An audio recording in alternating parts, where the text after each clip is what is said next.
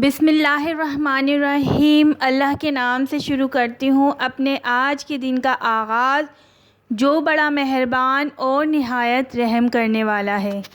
میری طرف سے آپ سب کو السلام علیکم۔ امید کرتی ہوں آپ سب خیریت سے ہوں گے اور اپنا خیال بھی رکھ رہے ہوں گے۔ یہ آن لائن کلاس آپ کو دی لنکن اسکول کی جانب سے دی جا رہی ہے تاکہ آپ کا تعلیمی سلسلہ جاری رہے، اور میں ہوں آپ کی جماعت ششم کی اردو کی استانی ریما شیخ۔ بچوں، آج کا ہمارا عنوان ہے نعت رحمت ہے وہ سراپا۔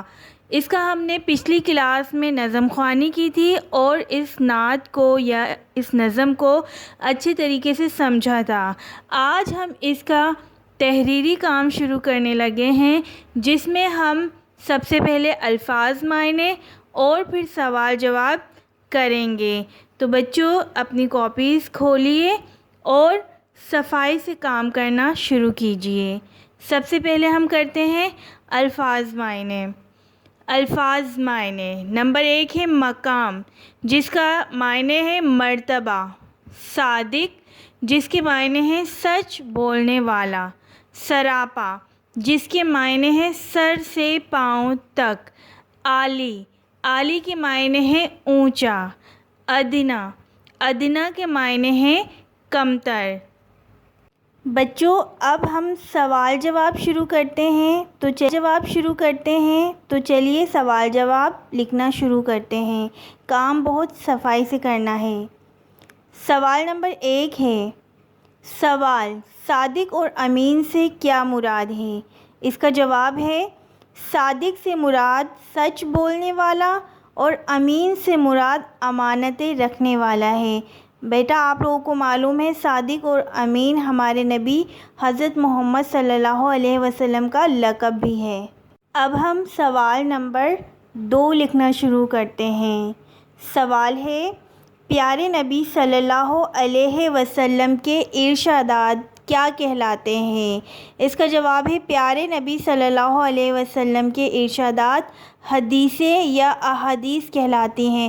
جیسا کہ آپ جانتے ہیں کہ ہمارے نبی صلی اللہ علیہ وسلم نے جو بھی کلام فرمائے اپنی زندگی میں، جو صحابہ کرام سے باتیں کی یا نالج کی یا معلومات ان کو فراہم کی، وہ سب احادیث یا حدیث کہلاتی ہیں۔ یعنی ہمارے نبی کریم صلی اللہ علیہ وسلم نے جو کچھ بھی فرمایا وہ حدیث ہے۔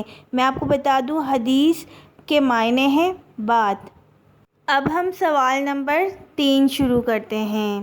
سوال ہے، شاعر کے خیال میں سب مشکلات کا حل کیا ہے؟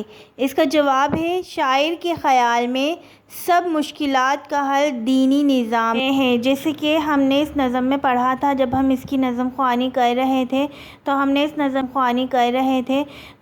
نظم میں پڑھا تھا کہ تمام مشکلات کا حل دینی نظام میں، یعنی جو نظام، جو دینی ماحول آپ صلی اللہ علیہ وسلم نے دیا، ان میں تمام مشکلات، تمام مسائل کا حل موجود ہے۔ مجھے امید ہے آپ کو آج کا یہ سبق، یہ کام سمجھ میں آ گیا ہوگا۔ اپنا خیال رکھیے گا۔ مجھے دیجیے اجازت۔ اللہ حافظ۔